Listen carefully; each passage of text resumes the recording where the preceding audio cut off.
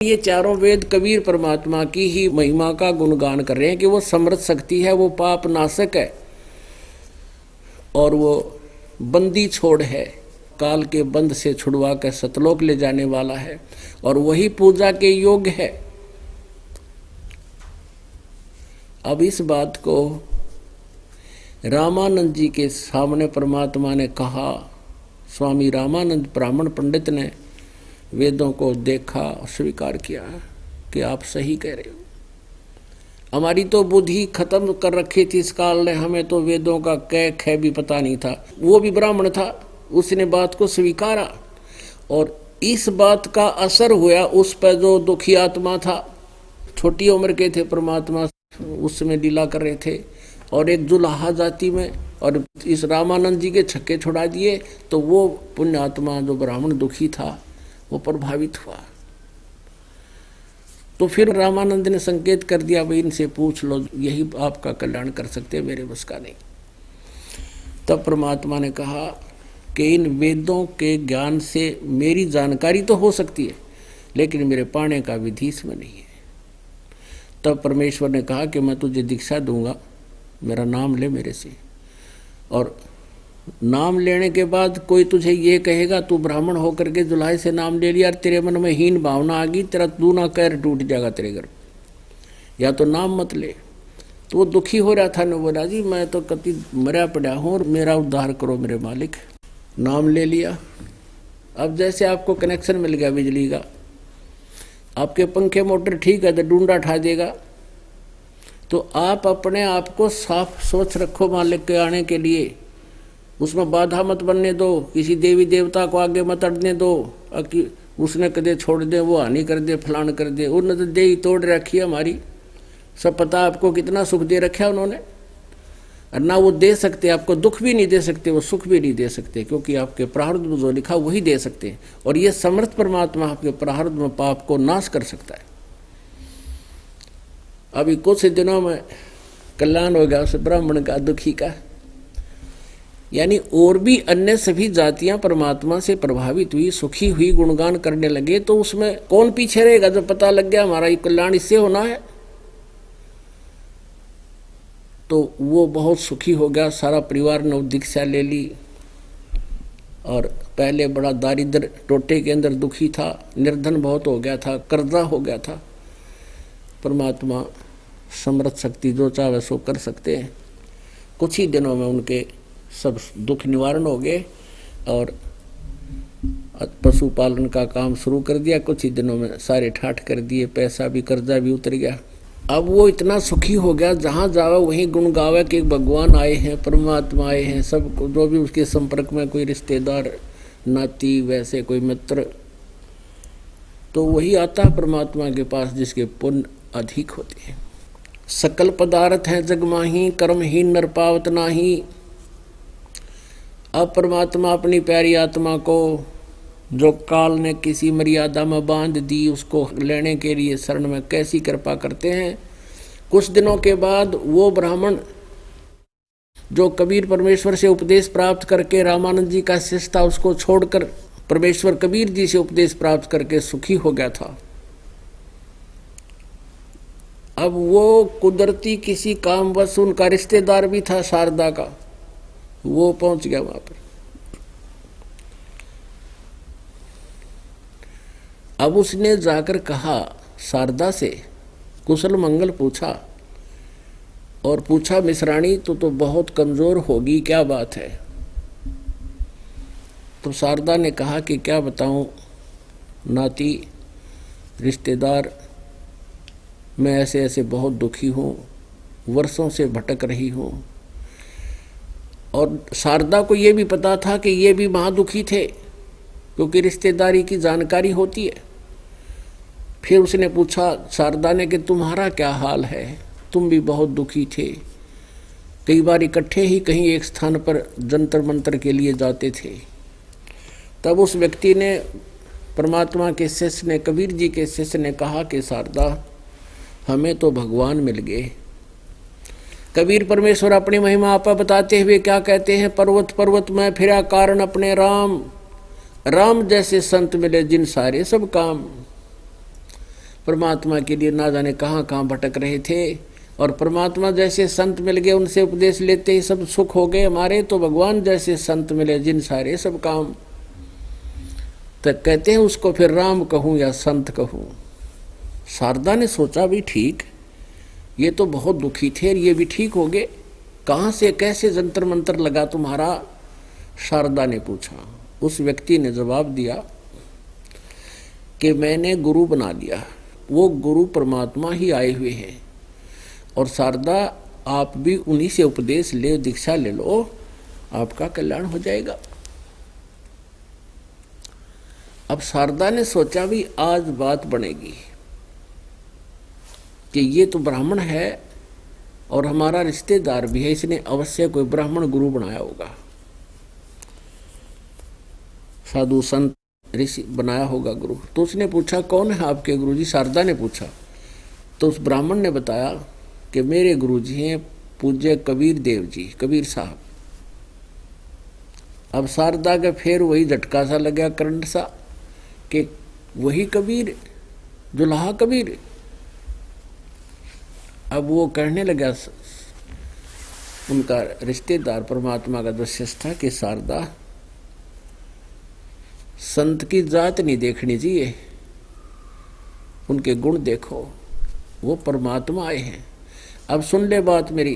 तो उसको धिकारने लगी वो कि तूने क्या नाक कटवा दी, रिश्तेदार तने एक शूद्र से नाम ले लिया, ब्राह्मण तो जगत के गुरु हैं। अब वो कहने लगा पंडितानी अब तेरी बात का असर मेरा ना हो है, मेरी तो ब्राह्मटी हो रही थी ब्राह्मण होकर, मेरी वो दुर्गती थी धरती पर किसी के नहीं, कौन से ब्राह्मण नर जगत के गुरु हो करके। और सांस साबितावा नहीं था यार, इतना कर्जा हो गया था, मरने को दिल कर रहा था, सुसाइड करने की सोच रहा था मैं। राज उस परम पिता की कृपा से मैं सुखी हो गया। राज उसको तू धिक्कार रही है, लानत है तेरी जुबान को। नाराज हो गया वो। और क्या दिया इस ब्राह्मण समाज ने मेरे को? रिश्तेदार भी मुंह मोड़ गए थे, किसी ने 2 रुपये ले रखे थे, दोबारा जाता था तो दरवाजा बंद कर लेते थे, बात भी ढंग से नहीं करते थे। और आज मेरे पास 10 रुपये हैं, वो मांगने आते मेरे पास इस परमेश्वर की कृपा से। और तेरा मन मानत नाम ले लिए, आगे गुरु जी के बारे में गलत नहीं सुनूंगा, मैं उठकर चल पड़ा। अब शारदा ने सोचा भाई कैसा के कमाल हो गया, जो भी सुना है वो इन्हों के है, मैं भी सुखी हो गया, मेरा भी लाभ हो गया। अरिया कुल की मर्यादा, ये बंधन काल ने इसी बेड़ी बांध दिया, टूटे को नहीं। फिर भी बरता क्या नहीं करता। शारदा ने सोची भाई कति अंत आ लिया मेरा तय। अब उसने ये मन में ठान ली कि कभी आसपास कोई सत्संग उस संत का होगा तो मैं पहले परीक्षा लूंगी, और परीक्षा में अगर मुझे कुछ राहत मिली तो नाम ले लूंगी, ना तो वापस आ जाऊं। अब कहते हैं परमात्मा अंतर्यामी सारी जानते हैं, जिस आत्मा को शरण में लेना ही लेना है। अब क्या हुआ, कुछ दिनों के बाद उसी के पड़ोस में किसी गरीब के यहाँ सत्संग रख दिया भगवान ने। आसपास सभी के घर निमंत्रण दिया जाता है कि हमारे यहाँ सत्संग होगा, हमारे गुरुजी आएंगे, आप भी आइयो, ज्ञान सुनना, सत्संग सुनना। शारदा को पता चला कि कौन गुरु आ रहे हैं, कि कबीर गुरु आ रहे हैं, परमेश्वर कबीर गुरु आ रहे हैं। उसने सोची अब बढ़ेगी बात। आज रात्रि के समय का सत्संग होता था। शारदा ने सोचा कि मैं पल्ला करके मुंह पर घूंघट काट के जाऊंगी, और यदि मुझे आशीर्वाद देते ही मैं ठीक होगी तो नाम ले लूंगी, ना तो वापस आ जाऊंगी। मैं किसी के पहचान में नहीं आऊंगी कौन है ये। शाम का समय था, सत्संग की तैयारी होगी। एक जोत जगाया करते थे भगवान के सत्संग में, खड़ी जोत, अमर जोत। वही रोशनी का भी काम करती थी और हवन का काम भी करती थी, हवन यज्ञ का, दीपक का काम भी वही करती थी। तो सभी श्रोता आ रहे थे। परमात्मा कबीर जी सामने आसन पर विराजमान थे, प्रणाम कर रहे थे, अपना अपना स्त्री पुरुष अलग अलग स्थान ग्रहण कर रहे थे। अब शारदा आई, घूंघट काट गया, ऊपर पल्ला करके पूरा मुंह ढक के, और सबके पीछे 5-7 औरतों के झुंड में मिलकर ऐसे ऐसे चरणों में सिर रखा, परमात्मा के जैसे अन्य रख रहे थे। परमेश्वर ने उसके सिर पे हाथ रखा, आशीर्वाद भरा जैसे सब के रख रहे थे। उसी समय शारदा के शरीर से जैसे कोई ऐसी वस्तु निकल गई जो उसे परेशान कर रही थी, यानी वो पाप कट गया। एकदम शरीर हल्का फुल्का हो गया और समझ गई कि सचमुच ये तो भगवान है। उसी समय परमेश्वर ने उन्हीं अक्षरों में कहा कि हे सर्वानंद की माँ ब्राह्मणी, आज दानक के पास क्यों आ गई? तेरी बेइज्जती हो जाएगी। आई तो वह न्योथी कोई पछाना नहीं गा, और परमात्मा अंतर्यामी कहाँ सच छुपाएंगे हम मूर्ख। तो उसी समय उसने पल्ला फेंक दिया ऊपर से और चरण पकड़ दिए, भगवान माफ कर दो मुझ पापन को। परमात्मा में बहुत नीच थी, इसी कारण से कष्ट पा रही थी, मैं आपकी निंदक हो गई थी, मुझे क्षमा कर दो। परमात्मा बोले बैठ जा, यो तो एक रोग कट्या है तेरा, और जीवन में तो बहुत संकट हैं और अगले जन्मों का तो पता नहीं, तुझे बाहर भर रखा बहुत गणा। अब सारे पाप कटेंगे, एक एक नहीं। फिर जब आदमी को ऐसा सुख हो जाता है, फिर वो बैठ कर सत्संग भी सुनता है, आनंद भी आता है, और संत की पूरी सब बातों पर विश्वास भी दृढ़ होता चला जाता है। फिर परमात्मा ने फिर सत्संग सुनाया उस रात्रि में। कोटि जन्म तन भर मत होगे, कुछ ना हाथ लग्या रे। कुकर सुकर खरबया बोरे, कौआ हंस बुगारे। कोटि जन्म तू राजा की न्या, मिटी न मन की आशा। भिक्षुकों के दर दर घूम लिया, मिला न निर्गुण रासा। मन तू चल रे सुख के सागर, जहाँ शब्द सिंधु रत्नागर। परमात्मा अपनी महिमा आप ही बता रहे हैं कि तू सुख के सागर चल, और यहाँ तो तूने असंग जन्म हो गए भटकते और भरमते को। सुख का सागर किसे कहते हैं उसको डिफाइन किया है। शंखों लहर मेहर की उपजें, कहर नहीं जा कोई। दास गरीब अचल अविनाशी, सुख का सागर सोई। जिस लोक में जिस स्थान पर जहाँ आप जाओगे, जैसे गीता जी अध्याय नंबर 18 के श्लोक नंबर 62 में कहा है कि अर्जुन तू सर्वभाव से उस परमेश्वर की शरण में जा, उसकी कृपा से तू परम शांति को और सनातन परम धाम को प्राप्त होगा। तो परम शांति कैसी है? शंखों लहर मेहर की उपजे, कहर नहीं जा कोई। दास गरीब अचल अविनाशी, सुख का सागर सोई। जैसे कभी कभी एकांत में बैठे हों, आत्मा में एक ऐसी हिलोर उठती है, वो लहर आती है, कोई भी बुरा सा नहीं लगता, सबके प्रति मेहर भर जाती है, दया भर जाती है। लेकिन वो होती है थोड़ी सी देर की, उसके बाद फिर कैर टूट जाते हैं। वो ऐसा करना था, वैसा करना था, उसको ऐसे कर दूंगा, उसने ऐसा कैसे हो गया, फलाना हानि होगी, वो लाभ हो गया। तो वो कैर की लहर आ गई, और वो थी मेहर की लहर। तो कहते हैं उस सतलोक के अंदर ऐसी लहर शंखों लहर मेहर की उपजे, और कहर नहीं जा कोई। दास गरीब अचल अविनाशी, सुख का सागर सोई। तो सुख सागर में चलने को कहते हैं। मन तू चल रे सुख के सागर, जहाँ शब्द सिंधु रत्नागर। भाई कोट जन्म तन भर मत होगे, कुछ ना हाथ लग्या रे। कोट जन्म तन भर मत होगे, कुछ ना हाथ लग्या रे। कुकर सुकर खरबया बोरे, कौआ हंस बुगारे। मन तू चल रे सुख के सागर, जहाँ शब्द सिंधु रत्नागर।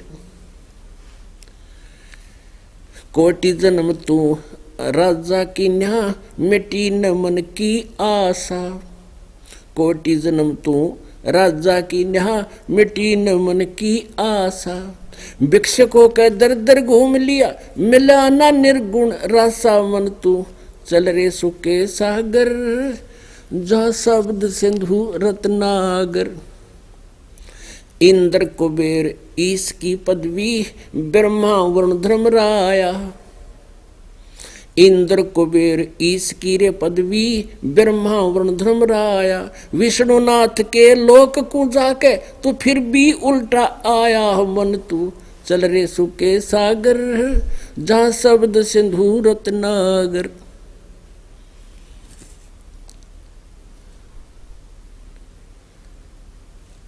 असंग जन्म तन मरत्या होगे, जीवित क्यों ना मरे रे। असंग जन्म तन मरत्या होगे, जीवित क्यों ना मरे रे। द्वादश मद महल मठ बोरे, बोहर ना दे धोर रे। बन तू चल रे सुके सागर, जहां शब्द सिंधु रत्नागर। दोजक भीष्ट सभी तैं देखे, राजपाट के रसिया। दोजक भीष्ट सभी तैं देखे, राजपाट के रसिया। तीन लोक से तरपत नाही, यो मन भोगी खसिया। मन तू चल रे सुके सागर, जहां शब्द सिंधु रत्नागर। भाई सतगुरु मिले तो इच्छा मिटे, पद मिल पदे समाना। सतगुरु मिले तो इच्छा मिटे, पद मिल पदे समाना। चल हंसा उस लोक पठाऊं, जो आदि अमर अस्थाना। मन तू चल रे सुके सागर, जा शब्द सिंधु रत्नागर। चार मुक्ति जहां चंपी करती, माया हो रही दासी। चार मुक्ति जहां चंपी करती, माया हो रही दासी। दास गरीब अभय पद पर से, वो मिले राम अविनाशी। मन तू चल रे सुके सागर, जहां शब्द सिंधु रत्नागर। अब ये गरीबदास महाराज जी को परमात्मा मिले थे अपने उस गुण के अनुसार। जैसे ऋग्वेद मंडल नंबर 9 सूक्त नंबर 86 के मंत्र 26-27 में, ऋग्वेद मंडल नंबर 9 सूक्त नंबर 82 के मंत्र 1, 2, 3 में, कि वो परमात्मा अपने तीसरे मुक्ति धाम में विराजमान है, वहाँ रहता है, वहाँ से गति करके आता है और पुण्य आत्माओं को, श्रेष्ठ आत्माओं को, दृढ़ भक्तों को मिलता है। उनमें से दृढ़ भक्तों में से गरीबदास साहिब जी हुए हैं छुड़ाने वाले। तो उनको परमात्मा ने अपना यो ज्ञान दिया। उन्होंने फिर जो ज्ञान बताया वो दास आपको बता रहा है। ऐसा ही ज्ञान परमेश्वर ने उस सत्संग में सुनाया। जैसे आपको सत्संग में सुबह बताया था कि ब्रह्मा विष्णु महेश नासवान है, ब्रह्म भी नासवान है, और ये सरपुरुष जिसको कहते हैं अक्षर पुरुष भी नासवान है। वो परम अक्षर ब्रह्म, परम अक्षर पुरुष, वो है अविनाशी परमात्मा, जो गीता जी अध्याय नंबर 15 के श्लोक नंबर 1 से 4 और 16-17 में जिसका वर्णन है तीनों का, वो मूल रूपी परमात्मा। अब इसमें क्या बताया है कि भाई कोटि जन्म तन भरमत हो गए, कुछ नहीं हाथ लगा रे। कुकर सुकर खरबा बोरे, कौआ हंस बगारे। कोटि जन्म तू राजा की ना, और मिटी ना मन की आशा। और भिक्षुक होकर दर दर घूम लिया, मिला ना निर्गुण रासा। ये लंबा प्रकरण है, हम थोड़ा प्रसंग दूसरा चल गया। पहले तो पुण्यात्माओं जिसका कांटा निकल जाएगा उसको फिर सारी बात सुहाया करें। तो शारदा ने सारी बात समझ ली, 2-3 सत्संग लगातार सुने, परमात्मा का काफी संग किया, जहाँ भी सत्संग होता वहाँ पहुँच जाती थी। अब उसको पूर्ण विश्वास हो गया कि ये संत जो वचन कह रहे हैं वो सारी सत्य है, क्योंकि वो वेदों पुराणों से भी परिचित थी। और परमात्मा ने बताया कि ब्रह्मा विष्णु महेश ये नासवान है, और इन्हीं की हिस्ट्री में लिखा है, देवी भागवत में प्रमाण है, 3 स्कंद के 123 पृष्ठ पे, गीता प्रेस गोरखपुर से प्रकाशित। और ब्रह्म परब्रह्म क्या तो उन्हें पता ही नहीं था, फिर वो सारी साची लागी जब प्रमाणित हो गया। उसके बाद शारदा ने अपने पुत्र सर्वानंद को कई बार समझाने की चेष्टा की, बेटा तेरे को वेद ज्ञान नहीं है। अब सर्वानंद हंसकर टाल जाता, माता जी आपको क्या पता, आपने बड़ा विद्वान पुरुष हो, सबको पराजित कर दिया है। तो एक दिन सर्वानंद के मन में क्या इच्छा हुई, यानी सर्वानंद अपनी माँ की बातों को टाल देता था। उसको नाराज भी नहीं करता था और ये भी नहीं पूछा कभी कि तेरा गुरु कौन है। ये कहती रहती थी बेटा तू उपदेश ले ले, मैं ठीक होगी, मैं स्वस्थ होगी, बड़े संत आए हैं, परमात्मा हैं, लेकिन वो टाल जाता था। और शारदा बड़ी दुखी होती थी, देख काल के मुंह में जा गए मेरा लड़का, बड़ा फिर विद्वान, चारों वेद गोट लिए और कह का पता नहीं इनको वेदों में लिखा क्या है, गोटने से थोड़ा इसमें क्या लिखा है समझना चाहिए। नहीं मान रहा था। एक दिन सर्वानंद के मन में आया कि मैंने सभी अपने साथ के सभी विद्वानों को पराजित कर दिया, मैं अपना नाम सर्वाजीत रखवा लेता हूँ अपनी माँ से कह करके, तो सबको ये पता लग जाएगा। सर्वजीत माने सबको जीता हुआ, यानी सब पर विजयी। एक दिन उसने अपनी माता से कहा सर्वानंद ने कि माता जी मेरा नाम आप सर्वाजीत रख दो, मेरा नाम बदल दो, चेंज कर दो। माँ ने कहा बेटा सर्वानंद के बुरा नाम है, ये भी तो बहुत अच्छा नाम है। तब उसने बताया कि माता जी मैंने सब विद्वानों को पराजित कर दिया है, सब पर विजय पाली है, और मैं चाहता हूँ मेरा नाम सर्वजीत रख दो, सब ने पता लग जाए कि ये हो सर्वजीत जिसने सबको जीत लिया। तो उसकी माता कहने लगी बेटा तू मेरे गुरु को पराजित कर दे, मैं तेरे को सर्वजीत नाम रख दूंगी बेटा, नहीं तो मैं तो ना रखूं तेरा नाम सर्वजीत। उसने पूछा कौन है आपका गुरु? कि वो कबीर, परमेश्वर कबीर देव, कबीर जी। के माता जी कौन कबीर? वो धानक दुल्हा, क्योंकि कबीर साहब उनसे भी टकराते रहते थे। अरे माता वो तो अशिक्षित है, वो क्या जाने वेदों और गीता और पुराणों के बारे में, उसको तो अभी गया अभी आया, अभी पराजित कर देता हूँ। अब सर्वानंद जी लेकर बैलों के ऊपर पूरे सब सदग्रंथ रखा करता था, सारे पुराण वेद गीता सब लेकर चल पड़ा। आगे जुलाहों की कॉलोनी में पहुंचा, वहाँ एक लड़की जो मृतक जीवित की थी परमात्मा ने अपनी बेटी के रूप में रखी थी, कमाली। वो लड़की 15-16 वर्ष की थी, कुएं पर जल भर रही थी, दोपहर का समय था, जून का महीना, उत्तर प्रदेश। और ब्राह्मण जी जा रहा शिखर दोपहर में। अब वहाँ परमात्मा ने ऐसी रजा बख्शी, उसका प्यास कसूती ला दी, जबरदस्त प्यास लगा दी सर्वानंद को। और उधर से ब्राह्मण 5 मिनट जल ना मिले तो प्राण पखेर उड़ जा, ऐसी सती थी आगे। सामने लड़की जल निकाल रही थी दानकों के कुएं से, कहने लगा बेटी जल पिलाना, जान निकली जा रही है।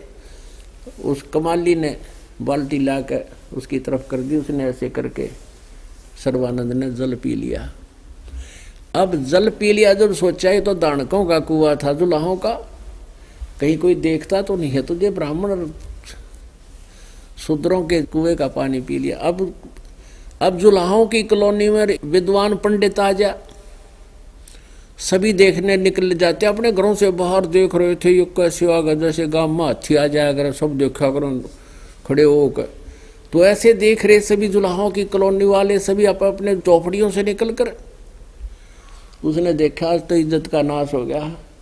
तो कहता है लड़की ये किसका कुआं था, कौन सी जाति का है? तो कमाली ने कहा श्रीमान जी जुलाहों की कॉलोनी में पंडितों का तो हो नहीं सकता, जुलाहों की कॉलोनी में जुलाहों का कुआं होता है। ए लड़की तूने पहले क्यों नहीं बताया मुझे? लड़की ने बोली पेट भर गया, तेरा ही बात आ गई पंडित जी, तेने पहले क्यों ना पूछा, जब जानती तू कैसा पंडित है, तेरी जान निकलने वाली थी तो जान गया कि तेरी तो कोई नहीं बात बनी। कहने लगे लड़की यहाँ कबीर का घर कहाँ है बेटी, तुझे मालूम है? वो जान गई कि ये मेरे पिताजी से, मुँह बोले पिताजी थे परमात्मा कबीर जी, उस लड़की के वचन से जीवित कर रखी थी वह बेटी, वचन की बेटी थी। वो लड़की ने सोचा है भी वो खसेगा मेरे पिताजी के साथ जाके। कहने लगी ठीक है आजा पंडित जी, मेरे साथ साथ आजा, मैं आपको कबीर जी का घर बता दूंगी। अब पंडित जी चल पड़े। लड़की जल्दी जल्दी जाके अंदर पहुंच गई और जाके कहा पिताजी ऐसे ऐसे एक ब्राह्मण आ रहा है, आपको पूछ रहा है और बैलों के ऊपर ना सारे शास्त्र रख रहा है, लगता है आपके साथ कोई वाद विवाद करने आया है। परमात्मा बोले बेटी कोई बात नहीं, बोले आओ, अगर अपने घर आता है तो लाओ आदर के साथ। वो लड़की वापस गई मटका उतार के, तो सर्वानंद सामने खड़ा बाहर बैल लिए और कहा कि लड़की क्या कबीर का घर यही है? कहाँ जी, कबीर जी का परमेश्वर का घर यही है, आ जाओ ब्राह्मण अंदर बैठे, भगवान अंदर बैठे। सर्वानंद ने कहा कि लड़की की बात सुन, ले मेरा एक लोटा है, लोटा ले रखा उसने पीतल का, इस लोटे को जल से भर दे। वो लड़की लाई अंदर से लोटा उठा गया अपना बड्डा और उसको ला करके उसमें डालना शुरू किया। कहने लगा और डाल दे और डाल दे, कति फुल करा लिया ऊपर तक, बिल्कुल और फ्लोर न हो गया, इतना भरवा लिया। उसमें और कोई बूंद पानी पड़े तो बाहर निकल जाए, ऐसा कर दिया। और कहा इस लोटे को ले जाकर लड़की कबीर को दे दे, परमेश्वर कबीर जी को दे दे, और उसको कहना इसका जो उत्तर हो वो वापस मुझे भिजवा दे। वह लड़की धीरे धीरे उस लोटे को लेकर गई कि ले पिताजी यूँ कह रहा है इसका उत्तर दे। ब्राह्मण बाहर खड़ा है। परमात्मा कबीर जी ने उसमें एक लंबी सुई थी सी मोटी, वह डाल दी, लोहे की सुई डाल दी और कहा बेटी वापस दे दे। अब सर्वानंद के पास वो लड़की धीरे धीरे लोटा लेकर आई वापस के लिए ब्राह्मण। सर्वानंद ने पूछा क्या उत्तर दिया? लड़की ने कहा कि कुछ उत्तर नहीं दिया, पिताजी ने इसमें सुई डाल दी है लोहे की, मुझे नहीं मालूम क्या उत्तर दिया। वो अंदर आया, फिर कहने लगा कबीर तूने क्या उत्तर दिया मेरे प्रश्न का? परमात्मा ने कहा स्वामी जी विराजमान हो, बैठो। अग्नि नहीं मैं खड़ा रहूंगा, बैठे तब बेइज्जती हो है, अगर अच्छा खड़े रहो। क्या प्रश्न था आपका? सर्वानंद जी ने कहा कि मेरा प्रश्न ये था कि मैं ज्ञान से ऐसे परिपूर्ण हूं जैसे ये लोटा लबालब भरा है जल का, और इसमें जरा सा भी कोई एक बूंद पानी का नहीं समाएगा, वो बाहर पड़ेगा। यानी तेरा ज्ञान मेरे अंदर समाएगा नहीं, मैं ज्ञान से परिपूर्ण हूँ, वाद विवाद करने की जरूरत नहीं है। और मैंने ऐसे ऐसे अपनी माता से सर्वाजीत नाम रखवाना था, उसने कंडीशन रख दी है कि मैं आपसे शास्त्रार्थ करके आपको पराजित करके आऊँ और फिर अपना नाम बदलवाऊँ, मेरा इतना उद्देश्य है।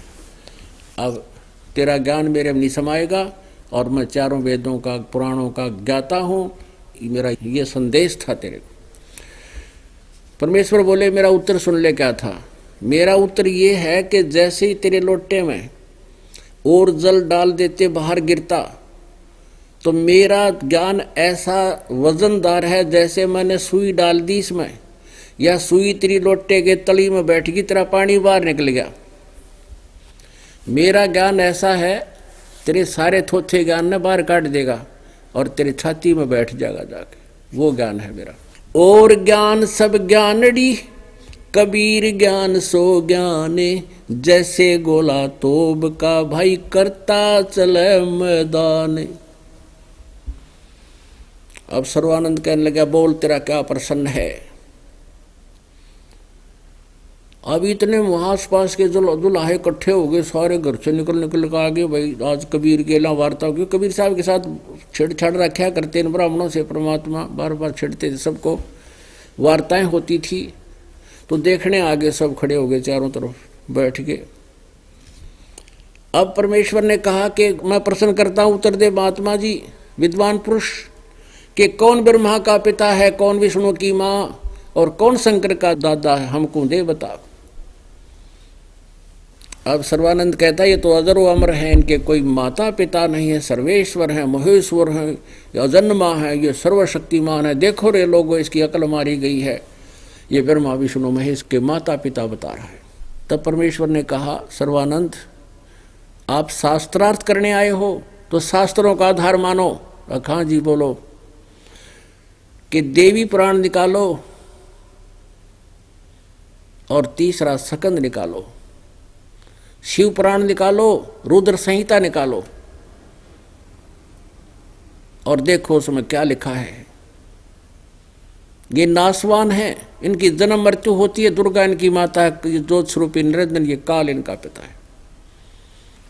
और उसने निकाली, पढ़ा, पढ़ कर देख लिया, बात है तो यूं का तू, लेकिन बेइज्जती वहां वरदा, और कोई पढ़ नहीं सकता, पढ़ ब्राह्मण सकते हो संस्कृत ने, और सब पता था उसको, कोई पढ़ नहीं सकता यहाँ पर। कहने लगा झूठ बोलता है, झूठ बोलता है, ऐसा कहीं नहीं लिखा है।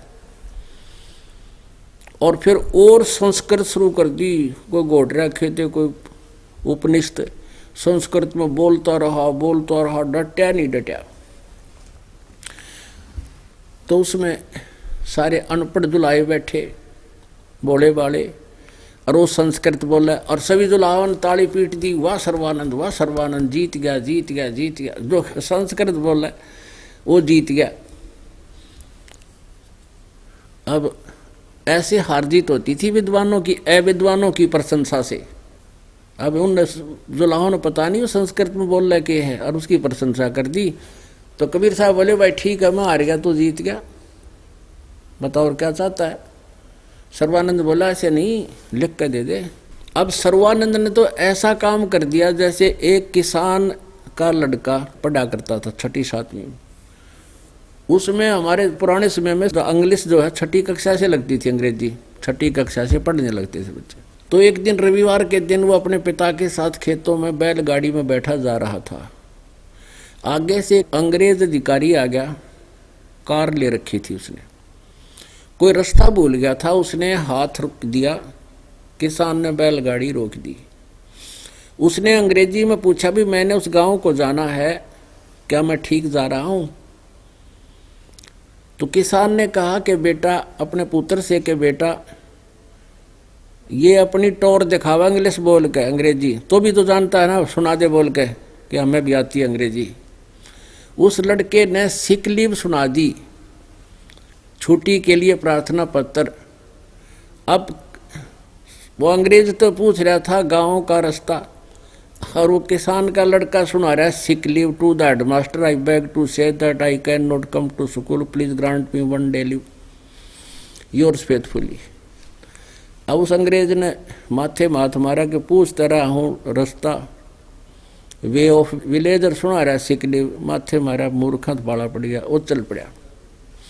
किसान ने अपने बेटे की कमर थपथपाई, वाह बेटा वाह, तने अंग्रेज हरा दिया इंग्लिश बोल के। लड़का कहता पिताजी अभी तो मुझे माई बेस्ट फ्रेंड और याद था, यो कार छोड़ के भाग जाता, वो सुन लेता था।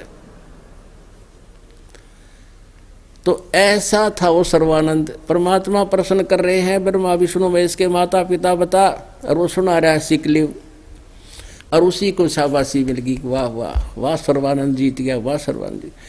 अब परमात्मा के पास तो सारे हथियार थे। अब पंडित जी कहने लगा मैं जीत गया तू हार गया। परमात्मा बोले हाँ भाई मैं हार गया तू जीत गया। अब बता क्या चाहता है कि लिख कर दे दे, मेरी माँ वैसे नहीं मानेगी।